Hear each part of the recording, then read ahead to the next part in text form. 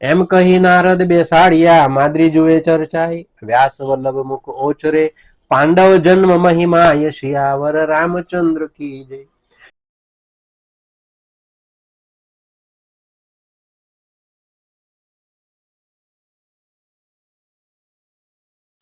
नमस्ते मित्रों, जय श्री कृष्ण।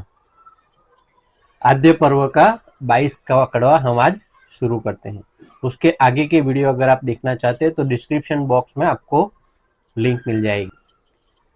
बोलिया वैषम पाए वचन सुण जन में जय राजन રહ્યો ગર્ભ ગાંધારીને સારો 10 માસ થયા જેણી વાર પેટથી પ્રગટ્યું તુમડું એક જોઈને થઈ વિસ્મય છેક તેડ્યા વિપ્રને પૂછ્યું એમ કરું આ તુમડાને કેમ કહે વિપ્ર કરો કુંડ એક તેમાં ધૃત ભરો છેકા છેક તેમાં તુમડું મૂકો સાર ઘી પી પુત્રો નીકળશે બાર।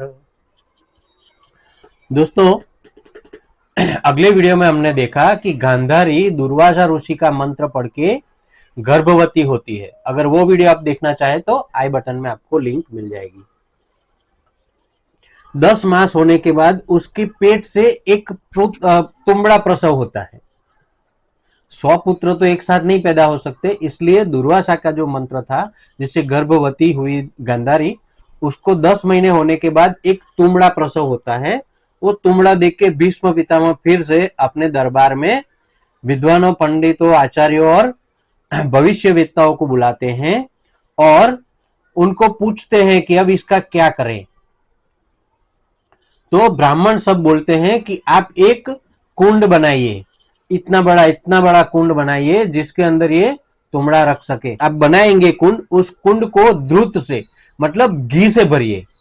ये तुमड़ा जो है वो दुर्वासा ऋषि के आशीर्वाद से है, उनके मंत्र से है, तो वो घी पिएगा। आप जितना घी इसके अंदर भरोगे वो घी पिएगा और वो घी पी के उसमें से बच्चे पैदा होंगे। तव कुंड करी द्रुत भर्यू तेना मध्य ते तुंबड़ू धर्यू द्रुत शोषी लीधू तुंबड़ाए एक वर्षे फाट्यू कुंड माय तेमांथी सूतो 100 નીકળ્યા आ रमता जमता महाबड़िया बैठी गांधारी ते ठाम धरवा पुत्रो तणा नाम। 1 साल उस तुमड़े ने घी पिया और घी पीने के बाद 1 साल के बाद वो तुमड़ा फटा।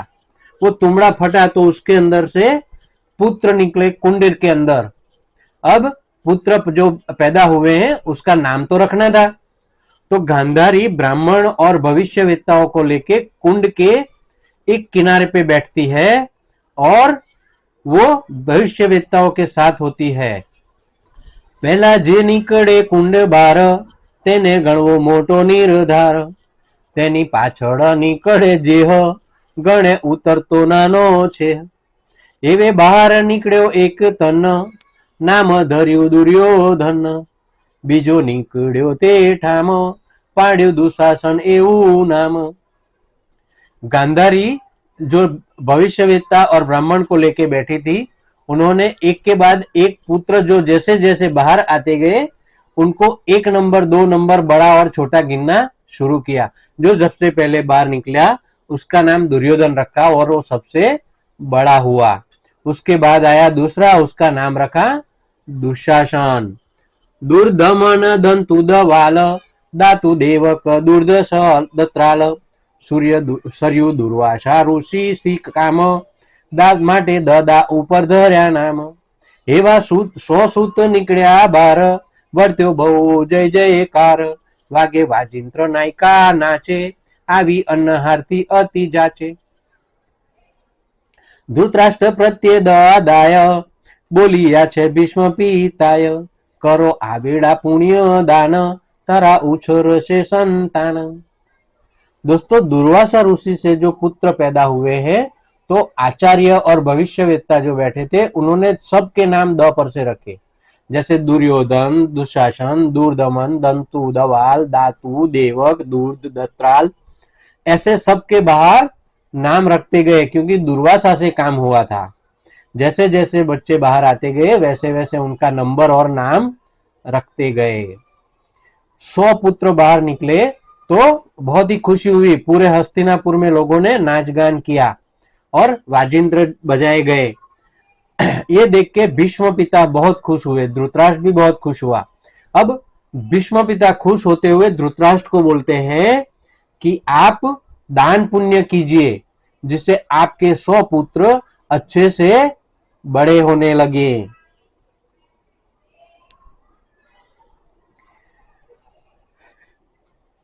બોલ્યો ધૃતરાષ્ટ્ર મુખ એમ, હવે તો દ્રવ્ય વાપરું કેમ, મને વાપરનારા થયા માટે એવી ન લાઈએ દવા.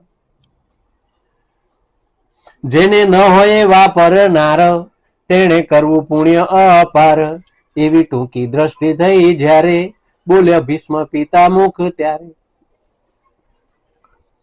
दादाजी ने बोला कि तेरे यहाँ बच्चे हुए, तू पिता हुआ है, 100 पुत्र पैदा हुए हैं, तू पुण्यदान कर।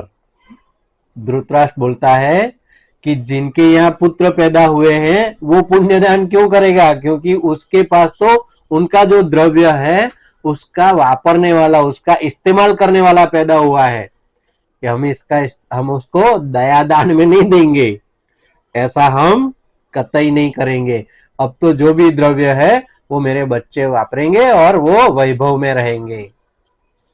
उसकी दृष्टि टूकी होने लगी, उसकी सोच छोटी होने लगी। वो सोचता है जिसके पास वापरना नहीं वो दयादान करते रहे, हमें वो करने की जरूरत नहीं है। तब भीष्म पितामह बोलते हैं, अल्या आवड़ी मती तने सूजी, तारू व्यर्थ जसे सौ पूंजी, पण ध्यान न बैठी लगार, टूका थवानो टूको विचार।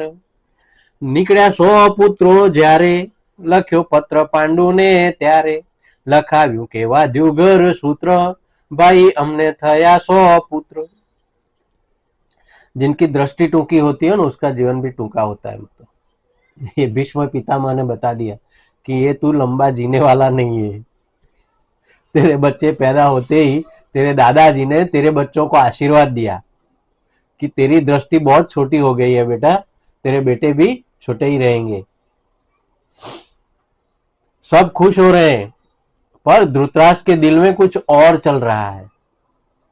वो अपने घर पे 100 पुत्रों जो पैदा हुए हैं उसकी बधाई देता है अपने छोटे भाई को, क्योंकि उसको मालूम है कि उसको बच्चे पैदा होने वाले नहीं है। तो तू जहां है वहीं रहे, तेरा जो यहां दिया हुआ है अब वो तेरा रहने वाला नहीं है, क्योंकि उसको भुगतने वाले मेरे 100 बच्चे यहां आ गए हैं बेटे।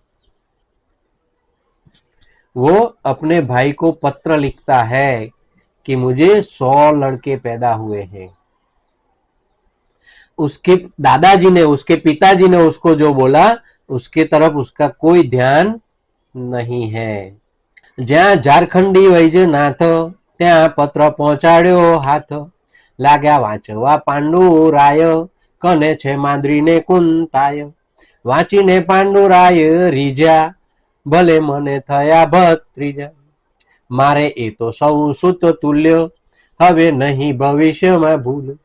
एक पांडु राजा है, अपने भतीजों को अपने पुत्र समझ के खुश हो रहा है। वो कहाँ बैठा है? आज के बैजनाथ में, झारखंड में जो बैजनाथ है वहां बैठा हुआ है।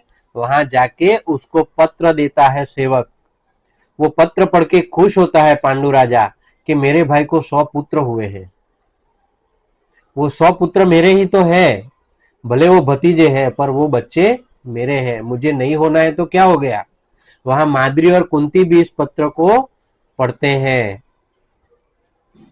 एवा मनड़ा एना वड़िया, तव कुंताए आंसू निकळ्या, त्यारे बोल्या पांडुराय एम, कहे प्रेमदार रड़े तू केम। बोली कुंता सुनो स्वामी आप, जण्या 100 सूत ते मुझ प्रताप। कही कंथ ने मांडी ने पेर, माटे ने मुझे आव्यू झेर। कुंता इस पुत्रों का आनंद नहीं ले पा रही है, उसके आंखों से आंसू निकल जाते हैं। उसको रोती हुई देख के पांडु पूछता है कि तू क्यों रो रही है, मेरे भाई के यहाँ उत्सव है और तू रो रही है पगली, ऐसा कैसे हो सकता है। तो कुंता उसको कहती है, अपने पति को, राजा पांडु को, कि इसके यहाँ जो 100 पुत्र पैदा हुए हैं वो मेरे प्रताप से है, तो मुझे तो दुख होगा ना। वो कहानी अगर आप जानना चाहते हैं मित्रों, तो आई बटन में जाके आप उस लिंक को खोल के उस वीडियो को देख सकते हैं कि ये 100 पुत्र कुंता के प्रताप से गांधारी के घर पे कैसे पैदा हुए। आप वो वीडियो को भी देख लीजिएगा। दोस्तों, ये सुन के पांडु को भी दर्द होता है कि ऐसा भी कोई कर सकता है भला। कुंता पूरा वृतांत पांडु को बताती है कि वो 100 पुत्र का एक मंत्र गांधारी मुझे मेरे साथ छल करके दुर्वासा के पास से कैसे लेके गई थी। बोली कुंता सुनो स्वामी आप, जण्या 100 सुत मुझ प्रताप, कई कंथ ने मांडी ने पेर, माटे मुझने आव्यू झेर। इससे मुझे ईर्ष्या हुई है पति, इससे मुझे ईर्ष्या हुई है। मने छेत्रीने मंत्र लीधो, तेनो वस्तार एणे कीधो, तेवा 5 ज मंत्र हूँ लावी, तेमा एक जोयो अजमावी। तेनो पुत्र थयो शुभ वर्ण, राधा दासी उछेरे जे कर्ण। अश्विनी हवे 4 मंत्र मुझ कने, करूं पुत्र दो आज्ञा मने। अब कुंता बोलती है कि उसने अपने 100 पुत्र मेरे प्रताप से पैदा किए हैं। वो पूरी बात बताती है पांडु को और बोलती है कि इसीलिए मुझे जहर हुआ, मुझे ईर्ष्या हुई। हाँ, मुझे ईर्ष्या हुई, आपको खुशी हुई पर मुझे ईर्ष्या हुई, क्योंकि वो पुत्र मेरे थे, उसने पैदा किए। पर हाँ, अभी भी मेरे पास 5 मंत्र है, जिसमें से एक मंत्र मैंने आजमाया हुआ है। उसका एक पुत्र है सूर्य का कर्ण, जो राधा दासी के साथ बड़ा हो रहा है, हस्तिनापुर में ही है। पांडु को पता चलता है कि मेरा एक लड़का वहां पैदा है। माद्री को पता चलता है कि एक कर्ण जो है वो हस्तिनापुर में हमारा पुत्र है जो बड़ा हो रहा है। यहां कुंता आज्ञा मांगती है कि आप मुझे आज्ञा दीजिए पति, आप मुझे आज्ञा दीजिए नाथ, मैं भी मेरे पास जो 4 मंत्र है उससे पुत्र पैदा करूं। यम राजानो मंत्र छे पहलो, अश्विनी कुमारनो छेल्लो, वायु तणा वचमाय, सुणी ब्राह्मणो बोल्या ताय। जारे बाई तारू दुख जाशे, छेल्ला मंत्रना 2 सूत थाशे, 2 रूपे अश्वनी कुमार, माटे 2 सूत थाशे सार। कुंता ये बोल के बताती है कि मेरे पास जो 5 मंत्र थे उसमें सूर्य का एक मंत्र मैंने आजमाइश के लिए किया था, उसका एक पुत्र जो सूर्य ने मुझे दिया था वो कर्ण हस्तिनापुर में पल रहा है। दूसरा मेरे पास एक मंत्र है यमराज का, आखिरी मंत्र है अश्विनी कुमार का, उसके बीच में वायु और एक और मंत्र मेरे पास है इंद्र का, जिससे मैं बच्चे पैदा कर सकती हूँ। ब्राह्मण ये सुन के बोलते हैं कि आप बहुत भाग्यवान है कुंती कि आपके यहाँ जो आखिरी मंत्र है अश्विनी कुमार का, उससे 2 पुत्र पैदा होंगे, क्योंकि अश्विनी कुमार के 2 रूप है। तव पांडुराय बोल्या एम, पुत्रो धरीने करो प्रेम, मुझ पापी ने क्यांथी ये सुख, मने देखाड़ो पुत्रो ना मुख। तव कुंता कहे मम कंथ, कोई आवशो नहीं मुझ पंथ, एम कही जावा मन कीधु, बीजू वस्त्र जुदू हाल लीधु। अब कुंता यहां से अपने पति की आज्ञा लेके निकलती है। वो बोलती है कि मैं जहां जा रही हूं वहां और कोई ना आए, ये ध्यान रखना। वो जाती है और साथ में एक और वस्त्र लेके जाती है कि वहां कुछ काम आएगा, और अपने पति को बोल के जाती है कि मैं जहां जा रही हूं वहां किसी और को उस पंथ पे मत भेजना। चाली गई गंगा ने तीर, माद्री ने रही नहीं धीर, एणे जाण्यु जोवाने साचू राचू, कहे कुंता ते जूठू के साचू। एम जाणी जोवा गई कीड़े, जई वृक्ष बैठी नदी तीरे, कुंता जानती नथी लगार, कीधु स्नान गंगा मां तेवार। कुंता यहां से निकलती है, वो सब सुन के माद्री के दिल को धीरज नहीं रहती है। वो सोचती है कि मंत्र से पुत्र कैसे पैदा होता है। वो मैं देखना चाहती हूँ, वो मैं जानना चाहती हूँ कि कुंती जो बता रही है वो सच है या झूठ है। स्त्री सहज है ये। वो कुंता को पता नहीं चलता है। कुंता तो अपनी धुन में जाती है अपने पति को बोल के कि मैं जा रही हूं, किसी को आने मत देना। उसको विश्वास है मेरा पति किसी को नहीं आने देगा। पर माद्री वहां से पांडु की नजर से छूट के कुंती के पीछे पीछे जाती है, और जहां कुंता जाती है उसको पता भी नहीं है। और जहां कुंता बैठती है गंगा नदी के तीर पर, वहां जाके वो एक पेड़ पे जाके बैठ जाती है। कुंता गंगा नदी में स्नान करने के लिए जाती है। भीने वस्त्र आवी गंगा तटे, धर्यो ध्यान नारद नु प्रीते। तव नारद ऋषि आव्या, कहे बाई ते केम बोलाव्या। कहे कुंता सुनो महाराज, बेसो तस्दील ही अही आज। हूँ तो प्रगट करू संतान, मने दुर्वासानु वरदान।